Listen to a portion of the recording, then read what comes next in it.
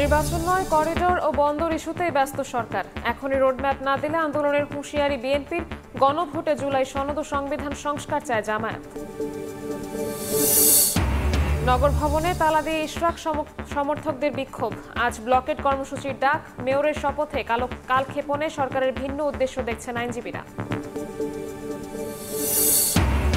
লক্কর ঝক্কর বাসের দখলে রাজধানীর সড়ক। সরকার সময় বেঁধে দিলেও আসেনি পরিবর্তন। মালিক ও শ্রমিক সংগঠনগুলোকে দুষছেন পরিকল্পনাবিদ। অভিযানের কথা জানালো বিআরটিএ। সচল করা হয়েছে ওয়্যারহাউস স্ক্যানার মেশিন। ভারতকে এড়িয়ে এয়ার ট্রান্সশিপমেন্টের জন্য প্রস্তুত চট্টগ্রাম বিমানবন্দর। সরকারের অনুমতির অপেক্ষা। এবং 3.5 লাখে আটকে আছে ব্যক্তিশ্রেণীর করমুক্ত আয়সীমা। উচ্চ মূল্যস্ফীতি বিবেচনায় বাড়ানোর দাবি। ইতিবাচক আভাস অর্থ মন্ত্রণালয় ও এনবিআরের।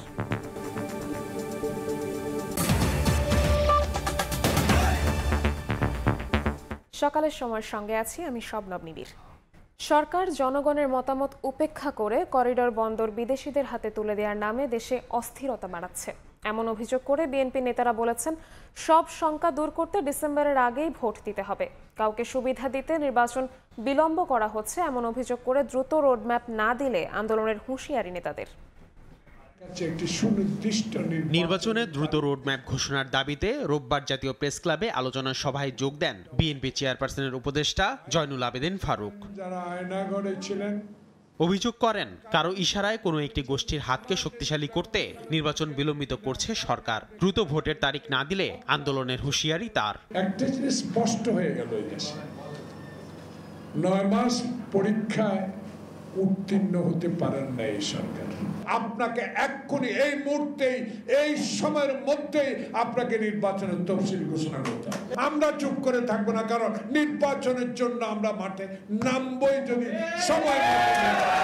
এদিকে রাজধানীর গুলশানে বিএনপির স্থায়ী কমিটির সদস্য আমির খসরু মাহমুদ চৌধুরী বলেন, অন্তর্বর্তী সরকার নির্বাচন ছাড়া সবকিছুই করছে। জনগণের মতামত উপেক্ষা করে করিডোর বন্দর বিদেশিদের হাতে তুলে দেওয়ার নামে দেশে অস্থিরতা বাড়াচ্ছে। সব শঙ্কা দূর করতে ডিসেম্বরের আগেই ভোট আয়োজনের দাবি তার। সব আলোচনা হচ্ছে, চিটাগং পোর্ট দিয়ে দেওয়ার আলোচনা হচ্ছে, ওখানে করিডোর দেওয়ার আলোচনা হচ্ছে, ওদেরকে বিনিয়োগ সম্মেলন করা হচ্ছে। এটা তো তাদের কোনোটাই তাদের কাজ না।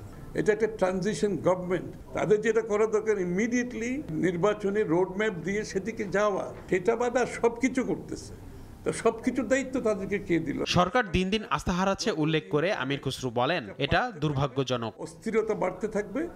আসিফ মোহাম্মদ সিয়াম, সময় সংবাদ, ঢাকা। নির্বাচনের সুস্পষ্ট টাইমলাইনের অভাবে অস্থিরতায় ভুগছে বিভিন্ন রাজনৈতিক দল। জাতীয় ঐকমত্য কমিশনের সঙ্গে বৈঠকে এই মন্তব্য করেছেন জামায়াত নেতারা। জুলাই সনদ ও সংবিধান সংস্কারে গণভোটের দাবি দলটির। তত্ত্বাবধায়ক সরকারের অধীনে সব নির্বাচন আয়োজনের প্রস্তাব জামায়াতের। আর কমিশনের সহসভাপতি বলছেন, ঐকমত্য প্রতিষ্ঠায় এগিয়ে আসতে হবে দল ও শক্তিকে। সংস্কার ইস্যুতে ঐকমত্য তৈরির লক্ষ্যে 5টি সংস্কার কমিশনের গুরুত্বপূর্ণ 166টি সুপারিশ নিয়ে রোববার দ্বিতীয় দফায় জামায়াত ইসলামের সঙ্গে আলোচনায় বসে জাতীয় ঐকমত্য কমিশন। জাতীয় সংসদের এলডি হলে এ বৈঠকে দলটির নায়েবে আমির সৈয়দ আবদুল্লাহ মোহাম্মদ তাহেরের নেতৃত্বে 11 সদস্যের প্রতিনিধি দল অংশ নেন। আলোচনা শেষে জামায়াতের নায়েবে আমির বলেন, গণভোটের মাধ্যমে জুলাই সনদ ও সংবিধান সংস্কারের পক্ষে তারা। 166টি প্রস্তাবের মধ্যে 120টির বেশি প্রস্তাবে একমত পোষণ করেছে দল। তত্ত্বাবধায়ক সরকারের অধীনে নির্বাচন দাবি তাদের। আমরা গণভোট চাই। গণভোটের মাধ্যমে আমাদের জুলাই চার্টার হোক, ন্যাশনাল চার্টার হোক, এবং চার্টারের বাইরেও যদি কোনো ইম্পর্টেন্ট ইস্যু থাকে সেটাকে ইনক্লুড করে বাংলাদেশ জামায়াত ইসলামী গণভোট চায়। কেয়ারটেকার সরকারের অধীনে both national election and local government election হইতে হবে। এর আগে সকালে জামাতের এই নেতা বলেন, নির্বাচনের সুস্পষ্ট টাইমলাইনের অভাবে বিভিন্ন রাজনৈতিক দল অস্থিরতায় ভুগছে। খুবই সুস্পষ্ট একটি টাইমলাইন না থাকার কারণে রাজনৈতিক দলগুলোর ভিতরেও নানা রকম অস্থিরতা কাজ করছে। সূচনা বক্তব্যে ঐকমত্য কমিশনের সহসভাপতি বলেন, ঐকমত্য প্রতিষ্ঠায় রাজনৈতিক দল, সিভিল সোসাইটি সহ সব শক্তিকে এগিয়ে আসতে হবে। জাতীয় ঐকমত্য কমিশন চেষ্টা করছে যত দ্রুততার সঙ্গে সম্ভব আমরা একটি জাতীয় সনদের দিকে অগ্রসর হতে চাই। এটা কেবলমাত্র জাতীয় ঐকমত্য কমিশনের বিষয় নয়।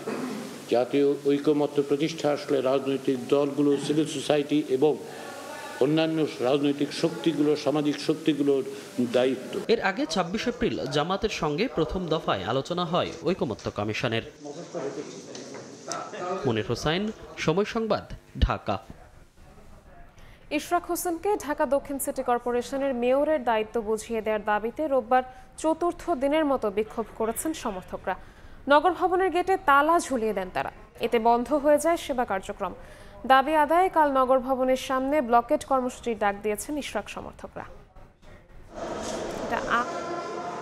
দক্ষিণ সিটি কর্পোরেশনের নগর ভবনে ঝুলছে তালা, তাতে কি আর প্রয়োজন থেমে থাকে? জন্ম নিবন্ধনের প্রয়োজনীয় কাগজ নিয়ে 2 দিন ধরে ঘুরছেন আদনান মাসুম, তবে ব্যর্থ তার এই প্রচেষ্টা। আজকে শেষ ডেট ছিল, আজকেও বন্ধ, তখন বলতেছে যেদিন খুলবে ওই দিন গিয়া কাগজপত্র দিতে।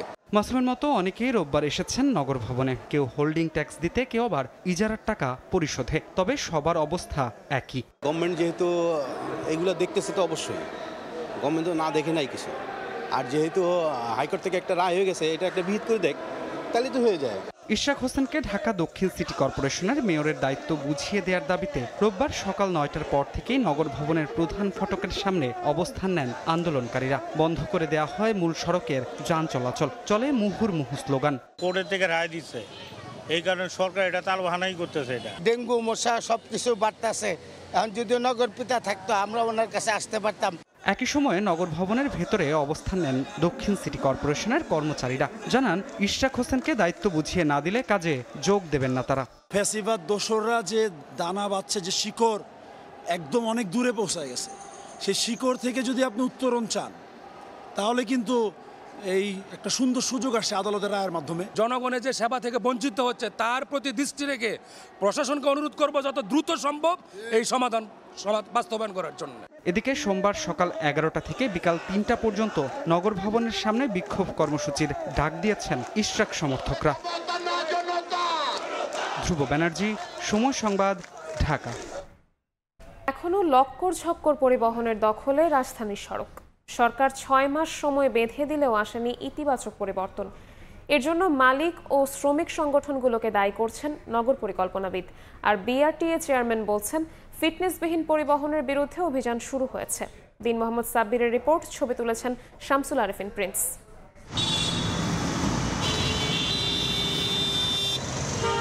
কালো ধোঁয়ায় সড়ক অন্ধকার করে ছুটে চলছে বাস। নষ্ট সিগন্যাল লাইট, ভাঙা গ্লাস আর চাকার অবস্থাও নাজুক। মরিচায় আচ্ছাদিত জোড়াতালি দেয়া বডিও খসে পড়ার উপক্রম। এমন লক্কর ঝক্কর পরিবহন দাপিয়ে বেড়াচ্ছে রাজধানীর প্রতিটি সড়ক। অথচ রাজধানীতে চলতি মাস থেকে গণপরিবহনের এমন চিত্র আর দেখার কথা ছিল না। গেল বছরের অক্টোবরে 6 মাস সময় বেঁধে দিয়ে ফিটনেসবিহীন এসব যানবাহন বন্ধের ঘোষণা দেয় সরকার। বাস্তবতা হলো সরকারি ঘোষণা তোয়াক্কা না করেই সড়ক দাপিয়ে বেড়াচ্ছে ফিটনেসবিহীন গণপরিবহন। সেবার মানেও কোনো পরিবর্তন না আসার অভিযোগ যাত্রীদের। বেশিরভাগ আছে গ্লাস ভাঙা থাকে, বৃষ্টির কারণে মনে করেন মানুষ বসতে পারে না। অনেক সময় তাদের ফ্যান নষ্ট থাকে, মানে অনেক কষ্ট হয় আর কি। অনেক সময় লাইটও অফ থাকে গাড়ির। বাসের যে বডি ফিটনেস এগুলার নামকরণে আছে, কিন্তু কাজে আমার মনে হয় না কিছু আছে বলি। এদিকে কোনো রকম জোড়াতালি আর নামমাত্র রং দিয়ে দায় এড়ানোর চেষ্টা করছেন বাস মালিকদের কেউ কেউ। ওয়ার্কশপে কর্মরত শ্রমিক জানান এতে দৃশ্যত পরিবর্তন হলেও কার্যত কোনো সমাধান হয় না। পট্টিগুলো দেখছেন, এই পট্টিগুলো দিয়ে এরকম কাজ হয়, নতুন করে কোনো সার্ভিসিং নেই, যা আছে অমনি ভাঙ্গাচোরা রয়েছে। এই জোড়াতালি তো ছুটে যাবে। ফিটনেসবিহীন গাড়ির অবস্থা যেমনই হোক তা নিয়ে যেন কোনো মাথা ব্যথা নেই মালিকদের। কাগজে কলমে বৈধতা আছে জানিয়ে দায় সারছেন মালিক সমিতির নেতা। মেয়াদোত্তীর্ণ গাড়ি যদি থেকে থাকে সেটা করবে, তো আমাদের জানা মতে সেটা খুব একটা বেশি নেই। অনেক বাস আছে আপনার যে আনফিট আপনার কাছে মনে হবে, কিন্তু এটা রিপেয়ার বা মেইনটেনেন্সের কারণে এটা এমন হয়ে আছে, কিন্তু এটা কিন্তু ফিটনেস আছে। নতুন বাস নামানোর আগে পুরনোগুলোর অপসারণের উদ্যোগ কাজে আসবে না বলে মনে করে যাত্রী কল্যাণ সমিতি। একটা রোড থেকে যদি একটি বাস উচ্ছেদ করতে চান, তার বিপরীতে কমপক্ষে একটি বাস রাস্তায় নতুন নামাতে হবে। নতুন নামানোর কোনো পরিকল্পনা না নিয়ে কেবলমাত্র উচ্ছেদের যে সিদ্ধান্ত, এটি বাধাগ্রস্ত হবে। এটা কোনোভাবেই কার্যকর করা যাবে না। এমন দুর্দশার জন্য পরিবহন মালিক শ্রমিক সংগঠনগুলোকে দায়ী করছেন নগর পরিকল্পনাবিদ। পরিবেশ বান্ধব আধুনিক গণপরিবহন ব্যবস্থা নিশ্চিতের পরামর্শ তার। একটা গোষ্ঠীর কাছে নগর পরিবহন ব্যবস্থা সম্পূর্ণরূপে কুক্ষিগত, তারা ফিটনেসবিহীন গাড়ি সরাবে না, তারা এই গাড়িগুলো রিপ্লেসমেন্টের সকল উদ্যোগ ভেস্তে ফেলবে। বিআরটিএ চেয়ারম্যানের দাবি, মেয়াদ উত্তীর্ণ যানবাহন অপসারণে এরই মধ্যে অভিযান শুরু হয়েছে। প্রত্যেক মালিক আশা করি জানে যে এই ঘটনা সরকার এইরকম একটা সিদ্ধান্ত নিয়েছে, ফলে এই সিদ্ধান্ত বাইরে যাওয়ার প্রথমত কোনো সুযোগ নেই। এই ধরনের গাড়ি তাদের চোখে তাদের ডিউটি পালন করার সময় যখনই চোখে পড়বে তারা এগুলো ডাম্পিংয়ে পাঠিয়ে দেবে। এই ব্যাপারে কোনো ছাড় নেই। এত সিদ্ধান্ত আর একের পর এক প্রকল্প পরিকল্পনার পরও অমীমাংসিত যাত্রী সেবার মান। রাজধানীবাসীর প্রশ্ন, গণপরিবহনের জনভোগান্তি থেকে মুক্তি মিলবে কবে? দিন মোহাম্মদ সাব্বির, সময় সংবাদ, ঢাকা। অপরিকল্পিত নগরায়নে দক্ষিণাঞ্চলে বাড়ছে যানজট। বরিশাল বিভাগের জেলা শহরগুলোতে ধারণ ক্ষমতার 3 থেকে 4 গুণ বেশি চলছে যানবাহন। অবৈধ ব্যাটারি চালিত 3 চাকার যানের কারণে প্রতিনিয়ত ঘটছে দুর্ঘটনা। তবে পরিস্থিতি নিয়ন্ত্রণের চেষ্টা চলছে বলে দাবি সংশ্লিষ্টদের। অপূর্ব অপুর রিপোর্ট। 90-এর দশকে নির্মাণ করা হয় বরগুনা পৌর মার্কেট। পরিকল্পনা ছাড়া অবকাঠামো নির্মাণ করায় নেই কোনো পার্কিং জোন। এ কারণে সড়কেই যত্রতত্র রাখা হচ্ছে যানবাহন। পৌর শহরে সময়ের পরিক্রমায় মানুষ ও যান চলাচল বাড়ছে, কিন্তু বাড়েনি সড়কের আয়তন। এতে সৃষ্টি হচ্ছে যানজট। এখানে একটা পার্কিং হবে, ভবিষ্যতে মার্কেট বড় হবে, এরকম কোনো পরিকল্পনা তারা করে নাই। এই জন্য যেসব গাড়ি বা যেসব মোটরসাইকেলগুলো আছে এগুলো সবই রাস্তায় রাখতে হচ্ছে। যখন তারা নির্মাণ করে পার্কিংয়ের জায়গায় স্পেস তো তারা রাখে, কিন্তু তারা পার্কিংয়ের জন্য তারা ব্যবহার করে না। পটুয়াখালী শহর দাপিয়ে বেড়াচ্ছে ব্যাটারি চালিত অটোরিকশা।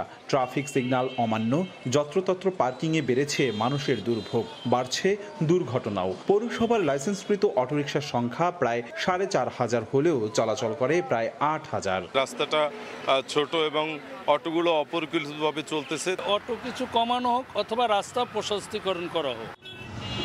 বিভাগীয় শহর বরিশালের চিত্রও একই। মাস্টার প্ল্যানের তোয়াক্কা না করে নগরায়নের অভিযোগ দীর্ঘদিনের।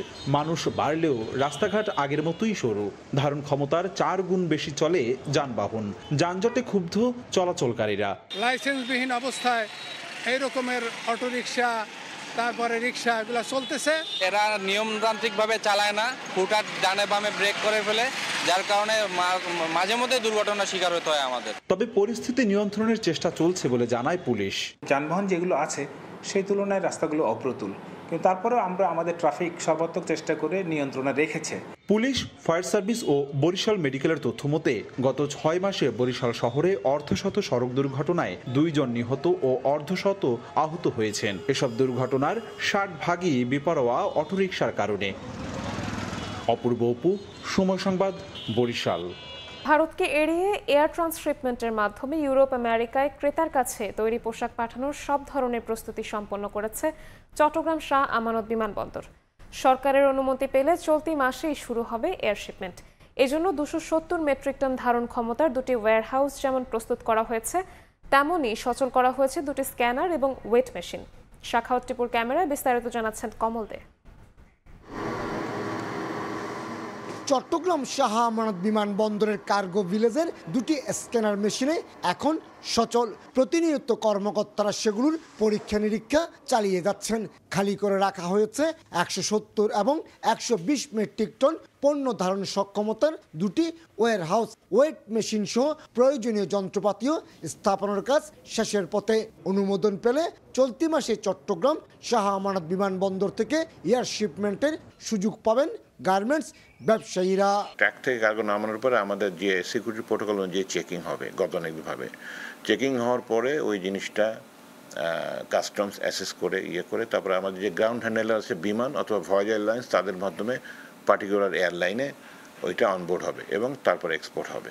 2টি ইপিজেডের পাশাপাশি নগরীর বিভিন্ন স্থানে 400-র বেশি গার্মেন্টস কারখানা থাকলেও এয়ার শিপমেন্টের ক্ষেত্রে পিছিয়ে ছিল চট্টগ্রাম থেকে আসলে কার্গো এক্সপোর্ট করার জন্য কোনো চট্টগ্রাম বন্দরের কোনো ফ্যাসিলিটি ছিল না, যার ধরুন আমাদের যেগুলো এয়ার শিপমেন্ট করতে হয় সেটা আমরা ঢাকা পাঠাতে হয়।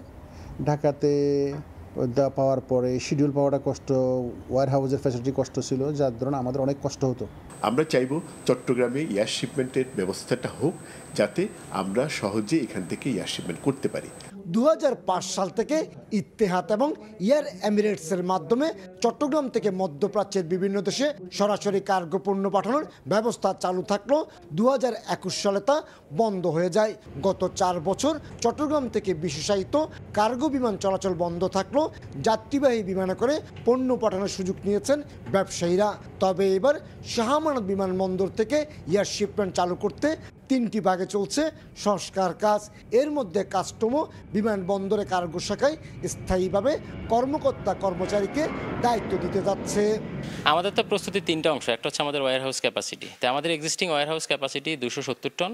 270 টন দিয়ে এই মুহূর্তে আমরা উইকলি 2টা ওয়াইড বডি কার্গো ফ্লাইট আমরা হ্যান্ডেল করতে সক্ষম। চলতি বছরের প্রথম 3 মাসে 7,32,000 কেজি এবং 2024 সালে 43,12,000 কেজি কার্গো পণ্য পাঠিয়ে 3,14 লাখ টাকা আয় করেছে চট্টগ্রাম শাহ আমানত বিমানবন্দর।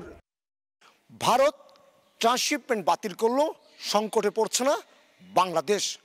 চট্টগ্রাম থেকে এয়ার শিপমেন্টের সব প্রস্তুতি সম্পন্ন করেছে শাহ আমানত বিমানবন্দর কর্তৃপক্ষ। বাড়ানো হয়েছে ওয়্যারহাউসের সক্ষমতা, আনা হয়েছে অত্যাধুনিক যন্ত্রপাতি, সচল করা হয়েছে স্ক্যানিং মেশিন। সরকারি নির্দেশনা পেলেই চলতি মাস থেকেই চট্টগ্রাম থেকে শুরু হবে ইউরোপ এবং আমেরিকায় এয়ার শিপমেন্টের মাধ্যমে গার্মেন্টস সামগ্রী প্রেরণ।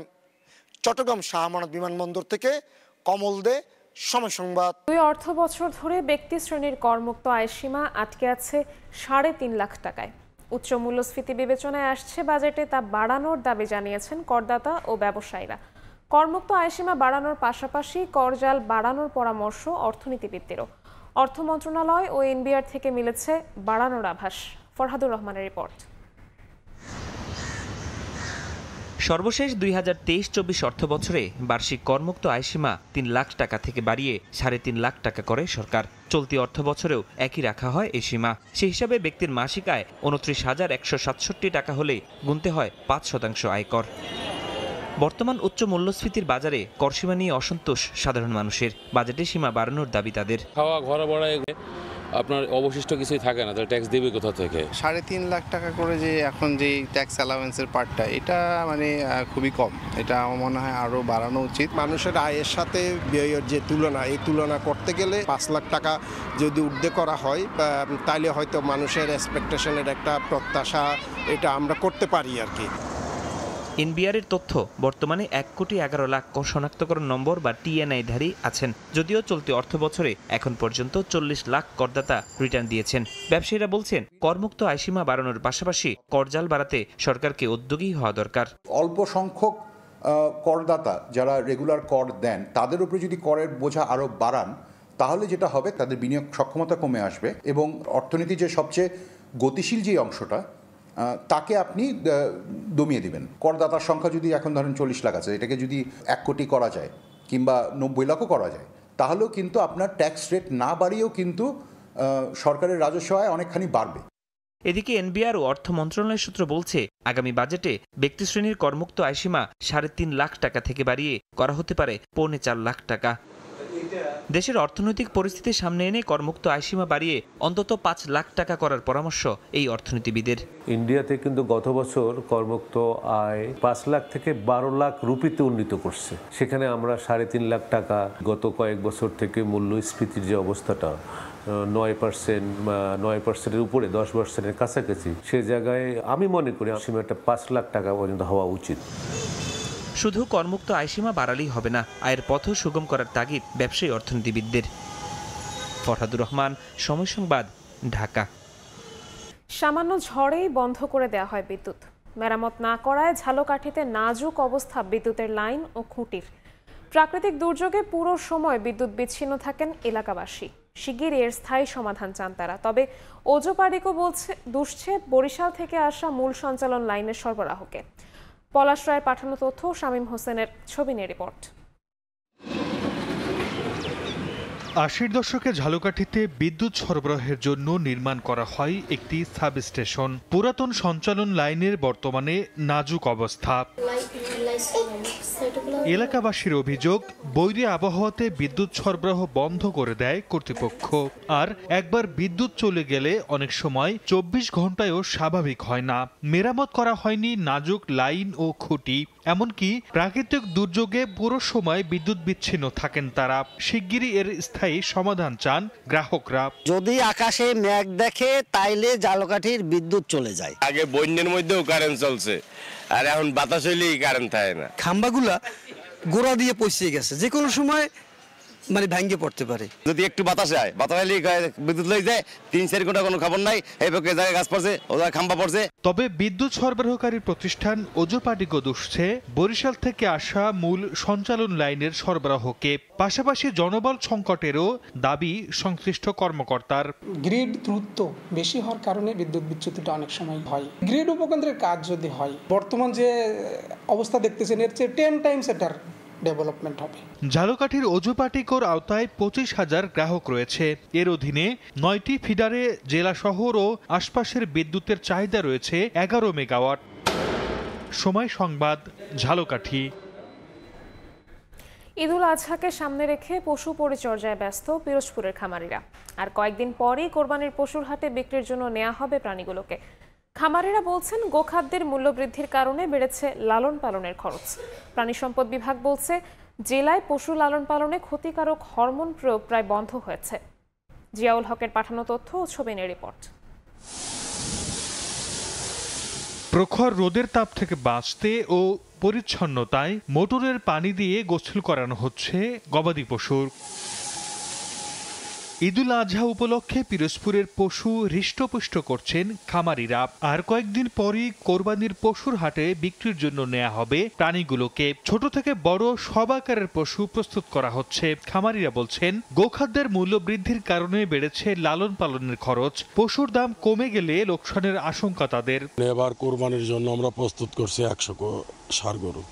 তবে তারা এগুলি quality 500 KG live weight, 500 KG নিচে নাই। মেডিসিন খাওয়ার কোনো গরু নাই, শুধু আমাদের গম ভুসি, ধানের কুড়া, ডালের ছোলা, সয়াবিনের ছোলা এই, এবং আমাদের পাশে কাঁচা ঘাস আছে। মোটা তাজা করার জন্য কোনো ইনজেকশন দেওয়া হয় না, কোনো কেমিক্যাল খাওয়ানো হয় না। প্রাণী সম্পদ বিভাগ বলছে, জেলায় পশু লালন পালনে ক্ষতিকারক হরমোন প্রয়োগ প্রায় বন্ধ রয়েছে। তারপরও নিয়মিত মনিটরিং চলছে। জনস্বাস্থ্যের জন্য ক্ষতিকর এরকম হরমোন অথবা আমাদের স্টেরয়েড ব্যবহার আমরা সম্পূর্ণরূপে মোটামুটি নিবৃত্ত করতে পেরেছি বলে আমরা আশা করি। প্রাণী সম্পদ বিভাগের তথ্য মতে এবছর পিরোজপুরে কোরবানির জন্য চাহিদা রয়েছে 40,000 পশু। এর বিপরীতে প্রস্তুত করা হয়েছে 46,000। সময় সংবাদ, পিরোজপুর। সম্প্রতি বরগুনার 14টি খেয়াঘাট ইজারা দিয়েছে জেলা পরিষদ। নতুন ইজারায় নদী পারাপারে যাত্রী প্রতি 25% করে ভাড়া বৃদ্ধি করা হয়েছে। জ্বালানি তেল সহ দ্রব্যমূল্যের দাম কমার পরও এমন সিদ্ধান্তে ক্ষুব্ধ স্থানীয়রা। তবে জেলা পরিষদ বলছে, নিয়ম মেনেই ভাড়া বাড়ানো হয়েছে। রুবেল হোসেনের ছবিতে সাইফুল মিরাজের রিপোর্ট। নদী বেষ্টিত বরগুনায় এক উপজেলা থেকে অন্য উপজেলায় যেতে খেয়াই নদী পার হতে হয়। প্রতিদিন লক্ষাধিক যাত্রী পাড়ি দেন খাগদন, পায়রা ও বিষখালী নদী। সম্প্রতি এসব নদীর 14টি খেয়াঘাট ইজারা দিয়েছে জেলা পরিষদ।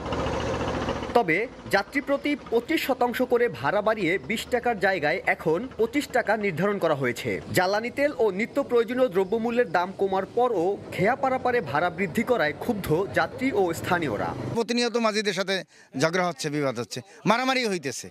20 টাকায় 25 টাকা হবে কেন? এর আগে তো 20 টাকা করেছিল, এখন তো নতুন কোনো ডাক হয় না। নতুন করে কেন 20 টাকা 25 টাকা নিবে? আমাদের যখন টেন্ডার হয়, টেন্ডার যে ফর্ম ছিল, ফর্মে উল্লেখ ছিল যে 25 টাকা ভাড়া নির্ধারণ করা হবে। উপকূলীয় জেলা মানুষের স্বার্থে এখানে যারা নিয়মিত নদী পারাপার হতে হয়, এই জায়গাটাতে যেন অন্তত এই 20 টাকার বেশি ভাড়া বৃদ্ধি করা না হয়। জেলা পরিষদ জানায়, স্থানীয় সরকার বিভাগের নির্দেশনা অনুযায়ী প্রতি 3 বছর পর পর ভাড়া পুনর্নির্ধারণ কিংবা যৌক্তিকীকরণ করার বিধান রয়েছে।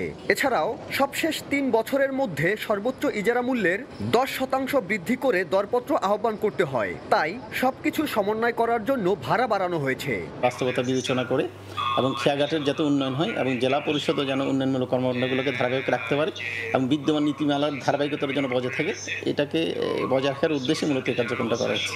25 টাকা করে নতুন নির্ধারিত ভাড়া আগামী 3 বছর কার্যকর থাকবে। সাইফুল মিরাজ, সময় সংবাদ, বরগুনা। পটুয়াখালীতে মুগ ডালের বাম্পার ফলন হয়েছে, তবে শ্রমিক সংকট ও অতিরিক্ত গরমে ফসল ঘরে তুলতে পারছেন না কৃষক। আর উৎপাদন লক্ষ্যমাত্রা ছাড়িয়ে যাবে বলে আশা কৃষি বিভাগের। মোহাম্মদ মনির হোসেন বাদলের পাঠানো তথ্য ও সুজন দামের ছবি নিয়ে রিপোর্ট। মাঠের পর মাঠ পাকা মুগ ডাল, আবহাওয়া ভালো থাকায় ফসল ঘরে তোলার চেষ্টা করছেন কৃষক। আবহাওয়া অনুকূলে থাকায় এবছর পটুয়াখালীতে মুগ ডালের বাম্পার ফলন হয়েছে, তবে দেখা দিয়েছে শ্রমিক সংকট, পাশাপাশি অতিরিক্ত গরমে হাঁসফাঁস অবস্থা। এ কারণে সময় মতো ফসল ঘরে তুলতে পারছেন না কৃষক। আবার বৃষ্টি হলে নষ্ট হবে ডাল, এ কারণে দুশ্চিন্তায় চাষি। ওদের কারণে তো লোকজন পাওয়া যায় না, তোলা যায় না। গরমে ডাইলে তুলতে পারি না, খেতের ডাল খেতেই থাকে। বৃষ্টি হয়ে গেলে এই ডাল ফাটিয়ে যাইবে, ডাল পরিয়ে যাইবে, ডাল আর ঘরে তোলার কোনো সুযোগ থাকবে না। কৃষি বিভাগ বলছে দেশের ৪৫% বেশি মুগ ডাল উৎপাদন হয় পটুয়াখালীতে। গরম এড়াতে ফজরের নামাজের পর ও বিকেলে ডাল সংগ্রহের পরামর্শ সংশ্লিষ্ট কর্মকর্তার। যেহেতু গরম বেশি, পাকা মাত্রই ৮০ ভাগ কর্তন হয়েছে, এরকম মুগ ডালও কর্তন করে ফেলতে, কারণ বেশি পেকে গেলে প্রচণ্ড গরমে মুগ ডালটা ফেটে অনেক মুগ ডাল মাঠে পড়ে যেতে পারে। কৃষি বিভাগের তথ্য মতে পটুয়াখালীতে এবছর ৮৮,০০০ হেক্টর জমিতে মুগ ডাল চাষ হয়েছে। উৎপাদন লক্ষ্যমাত্রা নির্ধারণ করা হয়েছে ১,১১,১১৪ মেট্রিক টন। সময় সংবাদ, পটুয়াখালী। লবণাক্ত মাটি থেকে বিশেষ পদ্ধতিতে তৈরি করা হয় কাঁচা লবণ। সেগুলো প্রক্রিয়াজাত করে তৈরি করা হয় ভোজ্য ও শিল্পে ব্যবহৃত লবণ। কোরবানির ঈদ সামনে রেখে পিরোজপুরে লবণ উৎপাদনে ব্যস্ত সময় পার করছেন কারিগররা। জিয়াউল হকের তথ্য, ছবিতে রিপোর্ট। ঝালকাঠি, খুলনা, চট্টগ্রাম ও কক্সবাজার থেকে আনা হয় লবণাক্ত মাটি। পানি দিয়ে সেই মাটি গলিয়ে বিশেষভাবে সরিয়ে নেওয়া হয় ময়লা। একসময় থাকে শুধু লবণাক্ত পানি, ফোটানো হয় সেই পানি। ফুটতে ফুটতে এক পর্যায়ে বাষ্প হয়ে উড়ে যায় পানি, জমে থাকে শুধু লবণ। পিরোজপুরের নেসারাবাদ উপজেলার ডুবি গ্রামে ঘরে ঘরে চলে সনাতন পদ্ধতিতে লবণাক্ত মাটি থেকে লবণ উৎপাদন। সারা বছরে এই ব্যবসা করি, কোরবানির সময় একটু চাপ বেশি হয়। উৎপাদিত কাঁচা লবণ চলে যায় কারখানায়, সেখানে যুক্ত করা হয় আয়োডিন, তৈরি হয় ভোজ্য ও শিল্পে ব্যবহৃত লবণ। একই সঙ্গে কারখানায় প্রক্রিয়াজাত করা হয় সামুদ্রিক লবণও। ভোজ্য লবণ প্রতি কেজি বিক্রি হয় ৩০ টাকায়, আর শিল্পে ব্যবহৃত লবণ বিক্রি হয় প্রতি কেজি ২০ থেকে ২৫ টাকায়। আসন্ন কোরবানির ঈদকে সামনে রেখে কয়েক গুণ ব্যস্ততা বেড়েছে লবণ তৈরির কারিগরদের। কেরেশ করা হয়, হাউজে গুলাইয়া রোলারে মারা হয়, ওখান থেকে দোলাই করে মিঠা পানি দিয়ে ওটা করা হয়। লবণ আমরা এখানে আনিয়া আয়োডিন মিক্সার করিয়া প্যাকেট করি। মানসম্মত খাবার উপযোগী আয়োডিনযুক্ত বিশুদ্ধ লবণ আর একটা শিল্পের ব্যবহারের জন্য তৈরি হয়। লবণ দরকার আছে চামড়ার জন্য, বিভিন্ন বাজারে, হাটে বাজারে তো অনেক লবণের এখন চাহিদা। লবণ শিল্প বিকাশে এর সঙ্গে জড়িতদের ঋণ সহায়তা ও পরামর্শ দিয়ে যাচ্ছে বিসিক। শিল্প মালিকদেরকে ক্ষুদ্র ঋণ সহায়তা দেওয়া হচ্ছে এবং ভবিষ্যতে আরও কেউ এই শিল্পের সাথে জড়িত হলে তাদেরকে কারিগরি এবং আর্থিক সহায়তা দেওয়া হবে। নেসারাবাদ উপজেলার ডুবি গ্রামে বছরে উৎপাদন হয় ১,৫০০ মেট্রিক টন লবণ। এই শিল্পের সঙ্গে জড়িত ২,০০০-এর অধিক মানুষ। সময় সংবাদ, পিরোজপুর। ভোলার নদীতে ২ মাসের নিষেধাজ্ঞা কেটে গেলেও মিলছে না কাঙ্ক্ষিত মাছ। এতে টানা লোকসান ও ঋণের বোঝায় বিপাকে জেলেরা। অভিযোগ উঠেছে নিষেধাজ্ঞাকালে সরকারি খাদ্য সহায়তা সঠিকভাবে বিতরণ না করা নিয়ে। মৎস্য বিভাগ বলছে চলমান বৈরী আবহাওয়ার কারণে নদীতে মাছ মিলছে না, তবে শিগগিরই খাদ্য সহায়তা বিতরণের আশ্বাস সংশ্লিষ্ট কর্মকর্তাদের। উৎপল দেবনাথের ছবিতে নাসির উদ্দিন লিটনের রিপোর্ট। মেঘনার তীরে ঘাটে বাঁধা ট্রলার, অনেক জেলে অলস সময় কাটাচ্ছেন, কেননা নদীতে মিলছে না কাঙ্ক্ষিত ইলিশ। বিকল্প কর্মসংস্থান না থাকায় পরিবার নিয়ে কষ্টে দিন কাটছে তাদের। ১ মার্চ থেকে ৩০ এপ্রিল পর্যন্ত ২ মাস ঝাটকা সংরক্ষণের নিষেধাজ্ঞার কারণে নদীতে নামতে পারেনি ভোলার জেলেরা। তারা জানান ১ মে থেকে মাছ ধরার জন্য মেঘনা ও তেঁতুলিয়া নদী উন্মুক্ত হলেও জালে মাছ মিলছে না। টানা লোকসান ও ঋণের বোঝায় বিপাকে তারা। অভিযোগ উঠেছে নিষেধাজ্ঞাকালে সরকারি খাদ্য সহায়তা সঠিকভাবে বিতরণ না করা নিয়ে। নদীর অবস্থা খারাপ, আমাদের অবস্থা খুবই খারাপ যাইতেছে। নদীর অবস্থার থেকে আমরা বেশি ভালো নাই। জাল করছি, নৌকায় পিছনে ইনভেস্ট করছি, কিন্তু আমরা দেনি হইতেছি, কিন্তু বিনিময়ে আমরা কিছু পাইতেছি না এখনো। সরকারে যাই দেয়, চাল টাল যাই দেয়, আমাকে নেতা বইয়েরা খেয়ালায় 80 কেজি আইলে 30 কেজি পাবলিকে করে দেয় আর 40 কেজি ওরা খেয়ালায়। সরকারিভাবে যে বরাদ্দটা যদি ইতিমধ্যে দ্রুতভাবে জেলেদের মধ্যে বিতরণ করত তো জেলেদের অনেক উপকার হতো। মৎস্য বিভাগ বলছে চলমান বৈরী আবহাওয়ার কারণে নদীতে মাছ মিলছে না, তবে শীঘ্রই খাদ্য সহায়তা বিতরণের আশ্বাস সংশ্লিষ্ট কর্মকর্তার। এপ্রিল এবং মে সেটার জন্য অলরেডি ৭,১৫৪ মেট্রিক টন বরাদ্দ এসেছে। এটা অলরেডি উপজেলা পর্যায়ে ডিস্ট্রিবিউশন হয়েছে। খুব শীঘ্রই সকল জেলেদের কাছে এই চালটা পৌঁছে যাবে। মৎস্য বিভাগের তথ্য মতে ভোলায় সরকারি খাদ্য সহায়তার তালিকায় আছেন ৮৯,৬০০ জন জেলে। নাসির উদ্দিন লিটন, সময় সংবাদ, ভোলা। গেল একদিনে ১৫১ জন ফিলিস্তিনি নিহত হয়েছেন। উপত্যকাটির উত্তরাঞ্চলের সব হাসপাতাল কার্যত বন্ধ রয়েছে বলে জানায় গাজার স্বাস্থ্য মন্ত্রণালয়। এদিকে কাতারে যুদ্ধবিরতির আলোচনায় ইসরায়েলের অগ্রহণযোগ্য প্রস্তাবে রাজি নয় হামাস। যুদ্ধ বন্ধ করতে হলে হামাসকে অস্ত্র ছাড়ার পাশাপাশি গাজা ছাড়তে হবে বলে জানায় নেতানিয়াহু প্রশাসন। অবরোধ, আক্রমণ আর আলোচনার দোলা চলে উত্তপ্ত গাজা। ক্ষুধা তৃষ্ণায় কাতর লাখো মানুষ লড়ছে বেঁচে থাকার যুদ্ধে। উপত্যকাটির উত্তরাঞ্চলের পর এবার দক্ষিণেও প্রবেশ করতে শুরু করেছে ইসরায়েলি সেনারা। রোববারের নরকীয় অভিযান গিডিয়ন চ্যারিয়টসের হামলার তীব্রতায় হতাহত হয়েছেন অনেকে। কাতারের দোহায় যুদ্ধবিরতির আলোচনায় বসেছে ইসরায়েল ও হামাস। তবে সেখানে হামাস নেতা ওসামা হামদান জানান, আলোচনায় এমন কিছু প্রস্তাব এসেছে যা তাদের জন্য অগ্রহণযোগ্য। অস্ত্র পরিত্যাগ এবং গাজা থেকে নির্বাসন এমন শর্তে রাজি নয় তারা। অন্যদিকে নেতানিয়াহু প্রশাসন বলছে, যুদ্ধ বন্ধ করতে হলে হামাসকে অস্ত্র ছাড়তে হবে এবং গাজা থেকে চলে যেতে হবে। এটি হবে চূড়ান্ত লক্ষ্য। এদিকে অচল হয়ে পড়েছে গাজার স্বাস্থ্য খাত। ইসরায়েলি অবরোধ ও টানা হামলার কারণে অধিকাংশ হাসপাতালই কার্যক্ষমতার বাইরে। রোববার উপত্যকাটির স্বাস্থ্য মন্ত্রণালয় জানায়, হামলার কারণে অন্যতম বৃহত্তম ইন্দোনেশিয়ান হাসপাতাল সেবা কার্যক্রম বন্ধ করতে বাধ্য হয়। অন্যদিকে তীব্র খাদ্য সংকটে ভুগছে ফিলিস্তিনিরা। একবেলার খাবারও জোটে না বহু পরিবারের। কেউ কেউ 3 দিনেও খায়নি কিছু। ইসরায়েলি অবরোধের কারণে খাদ্য, পানি, ওষুধ সবকিছুরই চরম ঘাটতি দেখা দিয়েছে উপত্যকা জুড়ে। গাজার স্বাস্থ্য মন্ত্রণালয় জানায়, উত্তরাঞ্চলের সব হাসপাতাল এখন কার্যত বন্ধ রয়েছে। অর্চিতা শেহজিন, সময় সংবাদ। কাশ্মীরের নিরাপত্তা জোরদারে এবার সাবেক সেনাদের মাঠে নামাচ্ছে ভারত সরকার। প্রায় ৪,০০০ সাবেক সেনাকে স্বেচ্ছাসেবী হিসেবে চিহ্নিত করা হয়েছে, যাদের মধ্যে ৪৩৫ জনের কাছে রয়েছে লাইসেন্স করা ব্যক্তিগত অস্ত্র। সাবেক সেনা সদস্যদের মোতায়েন করার বিষয়টি অনুমোদন দিয়েছে জম্মু ও কাশ্মীর সরকারও। এদিকে যুদ্ধবিরতি অব্যাহত রাখতে রাজি হয়েছে ভারত ও পাকিস্তান। কয়েকদিনের হামলা, পাল্টা হামলা ও উত্তেজনার পর সম্প্রতি যুদ্ধবিরতিতে পৌঁছেছে ভারত পাকিস্তান। উভয় দেশের সামরিক কর্মকর্তারা নিয়মিত একে অপরের সঙ্গে যোগাযোগ রাখছেন এবং যুদ্ধবিরতির মেয়াদও বাড়াচ্ছেন। এমন অবস্থায় নতুন সিদ্ধান্ত নিল ভারত। স্থানীয় সময় শনিবার বার্তা সংস্থা এএফপি জানায়, ভারত শাসিত জম্মু কাশ্মীরের নিরাপত্তা রক্ষায় এবার ভারতীয় সেনাবাহিনীর সাবেক সদস্যদের নিয়োজিত করতে চলেছে দেশটির কেন্দ্রীয় সরকার।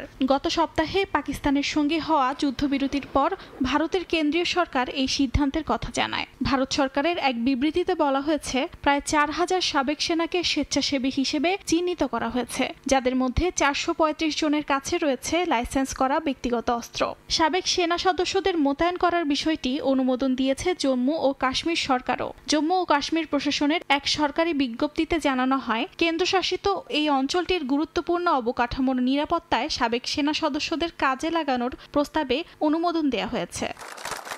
এদিকে রোববার ভারতের সামরিক বাহিনীর পক্ষ থেকে বলা হয়, যুদ্ধবিরতি অব্যাহত রাখতে রাজি হয়েছে ভারত ও পাকিস্তান। ভারতের সেনাবাহিনীর এক কর্মকর্তা সংবাদ মাধ্যম এনডিটিভিকে জানান, ১২ মে যুদ্ধবিরতির বিষয়ে যে ঐকমত্য হয়েছিল তা চলবে। এই যুদ্ধবিরতিকালে পাকিস্তানের সামরিক বাহিনী জানায়, তাদের প্রধান অগ্রাধিকার হলো শান্তি। তবে যুদ্ধবিরতির মেয়াদ শেষে সর্বশেষ পাকিস্তানের পক্ষ থেকে কিছু জানানো হয়নি। অর্চিতা শেহজিন, সময় সংবাদ। প্রোস্টেট ক্যান্সারে আক্রান্ত সাবেক মার্কিন প্রেসিডেন্ট জো বাইডেন। স্থানীয় সময় রোববার বাইডেনের ব্যক্তিগত দপ্তর থেকে জানানো হয়, এরই মধ্যে তার হাড়ে ছড়িয়ে পড়েছে ক্যান্সার। গত সপ্তাহে প্রস্রাবজনিত সমস্যা বেড়ে যাওয়ায় পরীক্ষা করার পর তার শরীরে একটি প্রোস্টেট নডিউল পাওয়া যায়। শুক্রবার চিকিৎসকরা নিশ্চিত করেন তিনি প্রোস্টেট ক্যান্সারে আক্রান্ত। তবে স্বস্তির বিষয়, এই ক্যান্সার হরমোন সংবেদনশীল, যা সঠিক চিকিৎসায় নিয়ন্ত্রণে আনা সম্ভব।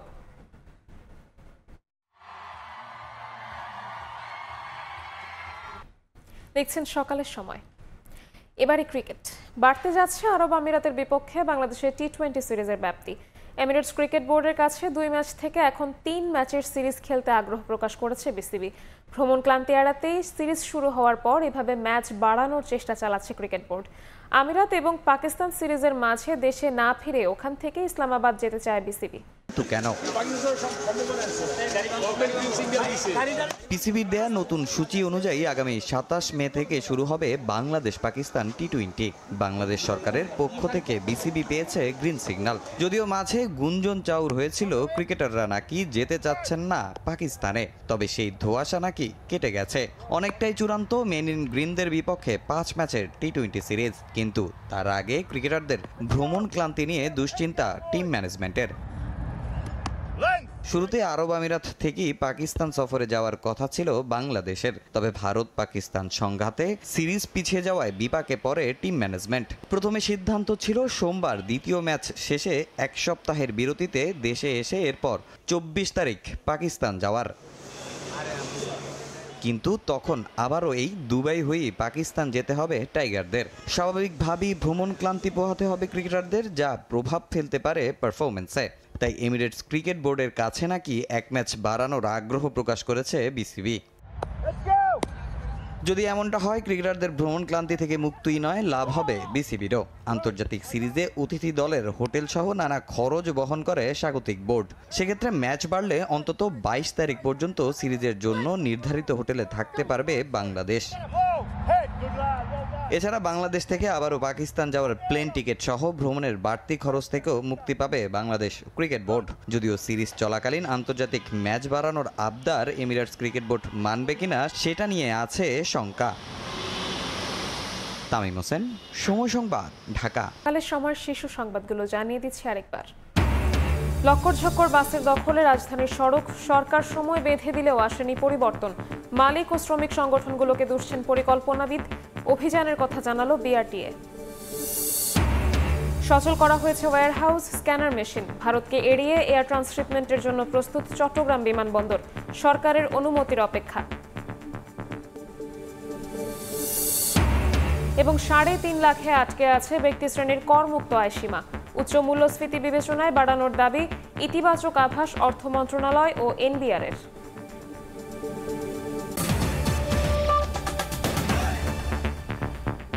এই ছিল সকালের সময়। সঙ্গে থাকুন সময়ের।